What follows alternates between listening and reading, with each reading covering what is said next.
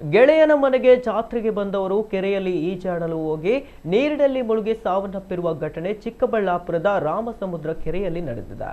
ಮೃತರನ್ನ ಬೆಂಗಳೂರು ಮೂಲದ ಕಿಶೋರ್ ಹಾಗೂ ಗಿರೀಶ್ ಎಂದು ಗುರುತಿಸಲಾಗಿದೆ.